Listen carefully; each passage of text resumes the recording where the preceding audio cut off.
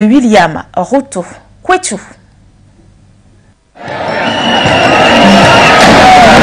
Scène de chaos au sein de la commission électorale du Kenya ce 15 août. L'on est à quelques minutes après la promulgation des résultats de l'élection présidentielle. L'opposant historique, Raila Odinga, avec 48,85% des voix de vote, a une fois de plus perdu les élections.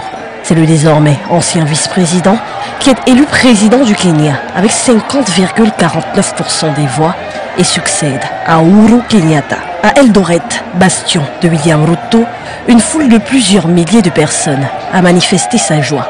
Dans le même temps, des violences ont éclaté dans certains quartiers populaires de Nairobi, dont Mathare et Kibera, deux bastions d'Odinga dès l'annonce de la victoire de Ruto. Les deux candidats, autrefois frères d'armes, avaient pourtant assuré qu'ils respecteraient les résultats d'élections libres et transparentes. Encore fallait-il qu'elle le soit. Wafula Chebukati, le président de l'IEBC, l'Independent Electoral and Boundaries Commission, l'organe qui promulgue les résultats, a assuré avoir subi intimidation et harcèlement. Quelques minutes avant son annonce, la vice-présidente de cet organisme indépendant avait prévenu que 4 des 7 membres de la commission rejetaient les résultats à venir à cause du caractère opaque du processus. Saitabao Kanchouri, un membre de la coalition Azimio la Umoja de Raila Odinga, a évoqué des piratages et des irrégularités lors de l'élection qui, selon lui, je cite, peut être la plus mal gérée de l'histoire de notre pays. Plus tard, c'était au tour de la colistière de Raila Odinga, Martha Karua, de déclarer sur Twitter « Ce n'est pas fini tant que ce n'est pas fini ». Serait-ce la fin de la relative stabilité que connaît le Kenya?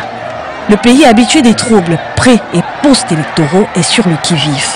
Un recours devant la Cour suprême est fort probable, sous un délai de 7 jours, étant donné le faible écart de voix, soit environ 233 000.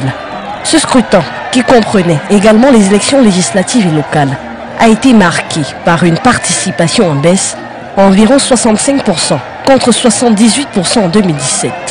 La contestation de résultats d'élections au Kenya est de l'ordre du déjà vu, presque un rituel depuis 2002.